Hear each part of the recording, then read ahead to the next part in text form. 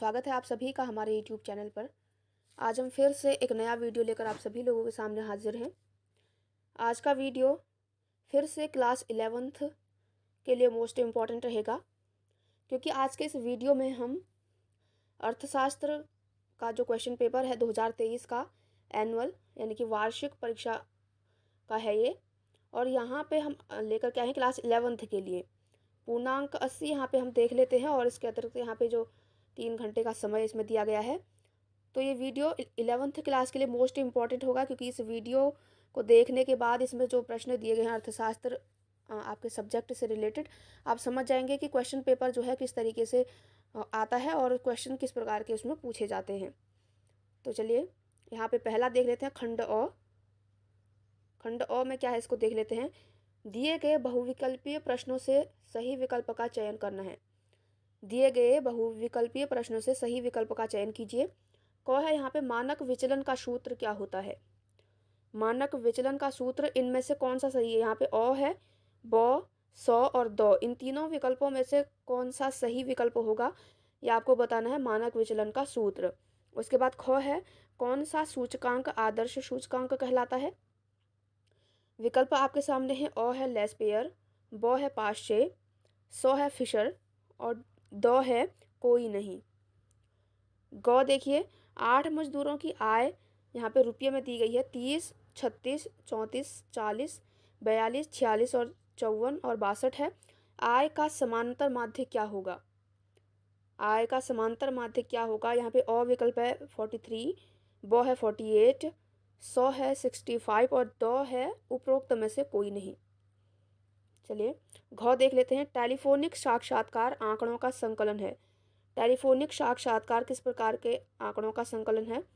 अ विकल्प है यहाँ पे प्राथमिक आंकड़े, ब है द्वितीयक आंकड़े, स है दोनों अ और ब और द विकल्प है यहाँ पे कोई नहीं।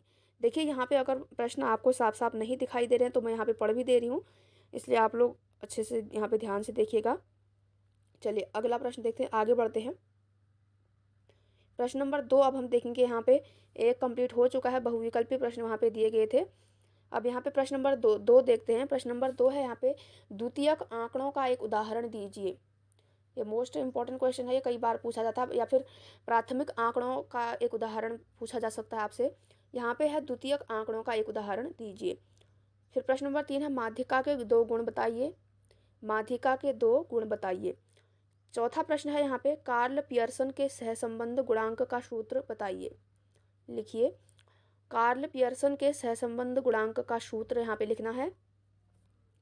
प्रश्न नंबर 5 है, 5 विद्यार्थियों को जेब खर्च रुपया 20, 30, 40, 50 और 100 प्रतिमाह है परास ज्ञात करना है। यहाँ पे इसके आधार पे यहाँ पे परास ज्ञात करना है आपको। ये एक एक नंबर के प्रश्न थे। अब यहाँ से शुरू होते हैं 2-2 नंबर के प्रश्न। प्रश्न नंबर 6 यहाँ पे है, सूचकांक को परिभाषित कीजिए। मोस्ट इंपॉर्टेंट क्वेश्चन है ये प्रश्न भी मोस्ट इंपॉर्टेंट है। सूचकांक को परिभाषित कीजिए। प्रश्न नंबर 7 है, एक कक्षा के 15 विद्यार्थियों की आयु निम्नलिखित सारणी द्वारा दी गई है, इसका बहुलक आपको ज्ञात करना है। यहाँ पे एक कक्षा के कुछ विद्यार्थियों की आयु यहाँ पे दी गई है, इसमें से आपको बहुलक ज्ञात करना है। देखिए बहुलक, इन सभी संख्याओं को आपको देखना होगा और उसके बाद आपको बहुलक इसमें से ज्ञात करना होगा, यानी कि जो संख्या सबसे अधिक बार आई होगी वही बहुलक होगी। ये बहुलक वाला क्वेश्चन भी कई बार पूछा जाता है, इसलिए मोस्ट इंपॉर्टेंट हो सकता है आपके लिए। उसके बाद प्रश्न नंबर 8 है, परिक्षेपण को समझाइए। परिक्षेपण को समझाइए। प्रश्न नंबर 9 है, प्रश्नावली और अनुसूची में अंतर। ये भी इंपॉर्टेंट क्वेश्चन है, कई बार पूछा जाता है। प्रश्नावली और अनुसूची में अंतर बताइए। प्रश्न नंबर 10 है, वर्गीकरण के क्या उद्देश्य होते हैं। वर्गीकरण के क्या उद्देश्य होते हैं। 11 है, आयत चित्र क्या होते हैं, चित्र द्वारा समझाइए। आयत चित्र क्या होते हैं, इनको आपको चित्र के माध्यम से समझाना है। ये भी इंपॉर्टेंट क्वेश्चन है। प्रश्न नंबर 12 है, एक आदर्श सारणी के क्या क्या गुण हैं, उदाहरण सहित समझाइए। यहाँ पे प्रश्न नंबर 12 में आपको एक और है, आप चयन के लिए यहाँ पे दिया गया है आपको। अगर आपको ये नहीं आता है तो यहाँ पे नीचे एक प्रश्न और दिया गया है, NSSO का पर प्रकाश डालना है। यहाँ पे जो दूसरा है आपके लिए, अथवा यहाँ पे अथवा या और लिखा हुआ है, यानी कि आप इन दोनों में से किसी एक का आंसर लिख सकते हैं। NSOO पर प्रकाश डालिए। प्रश्न नंबर 13 है, निम्नलिखित आंकड़ों से चतुर्थक विचलन ज्ञात कीजिए। यहाँ पे वर्ग और आवृत्ति दी गई है, आपको इनमें से चतुर्थक विचलन ज्ञात करना है। इसको एक बार आप गौर से देख लीजिए।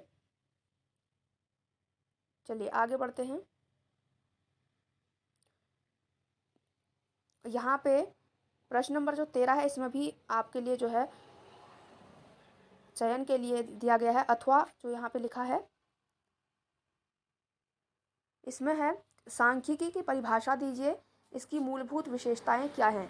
ये भी मोस्ट इम्पॉर्टेंट है, कई बार पूछा जाता है सांख्यिकी की परिभाषा और इसकी मूलभूत विशेषताएं क्या हैं। ये यहाँ पे प्रश्न नंबर 13 था। अब 14 देख लेते हैं। प्रश्न नंबर 14, यहाँ से 5 नंबर के प्रश्न स्टार्ट हो गए हैं आपके। प्रश्न नंबर 14 है सहसंबंध को समझाइए, सहसंबंध के प्रकार बताइए। सहसंबंध को समझाना है आपको और साथ ही उसके प्रकार बताने हैं। प्रश्न नंबर 15 है निम्नलिखित आवृत्ति वितरण की माध्यिका ज्ञात कीजिए। यहाँ पे पद और आवृत्ति दी गई है और आपको यहाँ पे क्या करना है, माध्यिका ज्ञात करनी है। प्रश्न नंबर, अब आगे देखते हैं प्रश्न नंबर 16। प्रश्न नंबर 16 यहाँ पे खंड ब स्टार्ट हो गया है, यानी कि सेक्शन बी यहाँ पे स्टार्ट हो गया है। दिए गए बहुविकल्पीय प्रश्नों से एक सही विकल्प का चयन कीजिए। यहाँ पे बहुविकल्पीय प्रश्न है, यानी कि आपको यहाँ पे सही विकल्प का चयन करना है। विकल्प आपके सामने दिए गए हैं। चलिए देख लेते हैं। क क्या है? क है निम्नलिखित में से कौन सा संस्थान भारत में पंचवर्षीय योजनाओं को बनाने में संलग्न था। भारत में पंचवर्षीय योजनाओं को बनाने में कौन सा संस्थान जो है संलग्न था, ये बताना है। अ है गृह मंत्रालय, ब है वाणिज्य मंत्रालय, ये मोस्ट इंपॉर्टेंट प्रश्न है, ये कई बार पूछा गया है।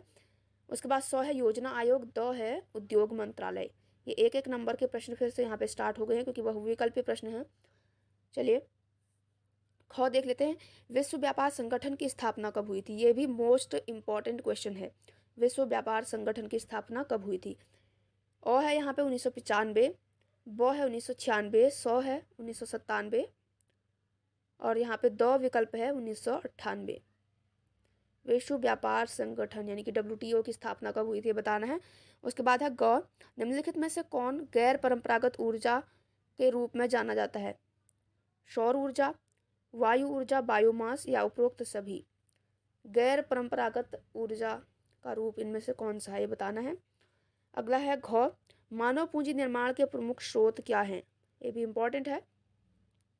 अ है शिक्षा, ब है स्वास्थ्य, 100 है यहाँ पे दोनों और ब, द विकल्प है उपयुक्त में से कोई नहीं। प्रश्न नंबर 17 देख लेते हैं। ग्रीन हाउस गैस का एक उदाहरण। ग्रीन हाउस गैस से हमेशा एक प्रश्न आता है आपके पेपर में, तो यहाँ पे दिया गया है ग्रीन हाउस गैस का एक उदाहरण दीजिए। चलिए आगे बढ़ते हैं। देखिए मेरे पास जितने भी क्वेश्चन पेपर या कुछ भी अवेलेबल होता है तो मैं आपके लिए यहाँ पे ले आती हूँ। मुझे लगता है कि आप सभी लोगों को इनसे काफ़ी हेल्प मिलती होगी। जितना भी मेरे पास अवेलेबल रहता है मैं आप लोगों के लिए उसको ले आती हूँ। आशा है कि आप सभी के लिए इम्पोर्टेंट होगा। चलिए प्रश्न नंबर 18 देख लेते हैं। यहाँ पे अदृश्य बेरोजगारी क्या होती है? अदृश्य बेरोजगारी, ये बेरोजगारी से संबंधित भी यहाँ पे कई बार पूछा जाता है। कभी प्रच्छन्न बेरोजगारी के बारे में पूछा जाता है, कभी खुली बेरोजगारी। यहाँ पे अदृश्य बेरोजगारी के बारे में पूछा जा रहा है कि अदृश्य बेरोजगारी क्या होती है। उसके बाद है नाबार्ड का प्रमुख कार्य क्या है? प्रश्न नंबर 19, नाबार्ड का प्रमुख कार्य क्या है? प्रश्न नंबर 20 है मनरेगा कार्यक्रम कब शुरू हुआ था? मनरेगा कार्यक्रम मोस्ट इंपॉर्टेंट है, इसको आप जो है अच्छे से पढ़ लीजिएगा क्योंकि इससे संबंधित प्रश्न जो है कई बार पूछे जाते हैं मनरेगा से संबंधित। प्रश्न नंबर 21 है यहाँ पे ब्रिटिश काल में भारत की राष्ट्रीय आय की गणना करने वाले प्रमुख अर्थशास्त्रियों के नाम आपको यहाँ पे बताने हैं। ब्रिटिश काल में भारत की राष्ट्रीय आय की गणना करने वाले प्रमुख अर्थशास्त्रियों के नाम बताइए। ये दो नंबर के प्रश्न हैं यहाँ पे।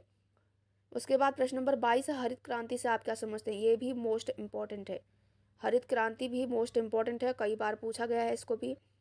उदारीकरण भी मोस्ट इंपॉर्टेंट है। प्रश्न नंबर 23 यहाँ पे देख लीजिए, उदारीकरण को स्पष्ट कीजिए, ये भी इंपॉर्टेंट है। प्रश्न नंबर 24 भी मोस्ट इंपॉर्टेंट है। ओजोन परत पर टिप्पणी कीजिए, कई बार पूछा जाता है ओजोन परत के बारे में भी। ओजोन परत पर टिप्पणी कीजिए। प्रश्न नंबर 25 है जैविक कृषि का क्या महत्व है? जैविक कृषि का क्या महत्व है? उसके बाद है 26 नवरत्न क्या थे? 4 उदाहरण दीजिए। नवरत्न क्या थे? 4 उदाहरण आपको यहाँ पे देने हैं। प्रश्न नंबर 27 नई आर्थिक नीति लागू करके करने के कोई 3 कारण बताइए। नई आर्थिक नीति जो लागू की गई उसके कोई 3 प्रमुख कारण क्या थे, बताने हैं आपको। प्रश्न नंबर 28 यहाँ पे है, भारत में बेरोजगारी के प्रमुख कारण क्या हैं? भारत में जो बेरोजगारी है उसके प्रमुख कारण क्या हैं? किन्हीं 5 का वर्णन कीजिए। यहाँ पे 5 कारणों का वर्णन आपको करना है। प्रश्न नंबर 29 यहाँ पे है, भारत पाकिस्तान और चीन के मानव विकास पर चर्चा कीजिए। प्रश्न नंबर 29 है, भारत पाकिस्तान और चीन के मानव विकास पर आपको चर्चा करनी है। अगर आपको ये प्रश्न नहीं आता है तो यहाँ पे एक विकल्प दिया गया है, इसमें है, भारत में स्त्री शिक्षा के प्रोत्साहन की क्यों आवश्यकता है, समझाइए। स्त्री शिक्षा के प्रोत्साहन की आवश्यकता क्यों है, आपको यहाँ पे समझाना है। देखिए यहाँ पे आप सिर्फ पेपर को देख सकते हैं कि पेपर किस तरीके से आता है, और कई क्वेश्चन जो इम्पोर्टेंट हैं वो मैंने आपको बता दिए हैं कि कौन कौन से इम्पोर्टेंट इनमें से रहेंगे। इसके अलावा जो मैंने इम्पोर्टेंट हैं जिनके बारे में मैंने नहीं बताया है वो भी इम्पोर्टेंट हैं, लेकिन जो मोस्ट इम्पॉर्टेंट थे वो मैंने आपको बता दिए हैं। तो आपने पेपर देख लिया किस तरीके से आता है, तो आप इसी तरीके से तैयारी कीजिएगा अपनी। अगला है प्रश्न नंबर 30, किन्हीं 2 पर टिप्पणी कीजिए। कृषि विपणन, ख है आत्मनिर्भरता, ग है वैश्वीकरण और घ है धारणीय विकास। इनमें से किसी एक पर आपको टिप्पणी करनी है। तो ये था आपका क्लास 11th का अर्थशास्त्र का पेपर, जो वार्षिक पेपर है, ये एनुअल एग्जामिनेशन 2023 का अभी हाल ही में जो एग्ज़ाम हुए थे। तो यहाँ पे आपने देख लिया होगा कि प्रश्न जो है किस तरीके से पूछे जाते हैं एग्ज़ाम्स में। तो जो यहाँ पे मोस्ट इम्पॉर्टेंट क्वेश्चन थे वो मैंने आपको बता दिए हैं। मुझे लगता है कि आपके लिए वीडियो काफ़ी हेल्पफुल होगा। इसी तरह की वीडियोस पाने के लिए हमारे चैनल को सब्सक्राइब अवश्य करें, और वीडियो अगर अच्छा लगा हो तो प्लीज़ वीडियो को लाइक शेयर करना बिल्कुल भी ना भूलें। हम इसी तरह की वीडियोस आप सभी लोगों के सामने लाते रहेंगे। तो मिलते हैं हम अपने अगले वाले वीडियो में, तब तक के लिए बाय बाय, टेक केयर।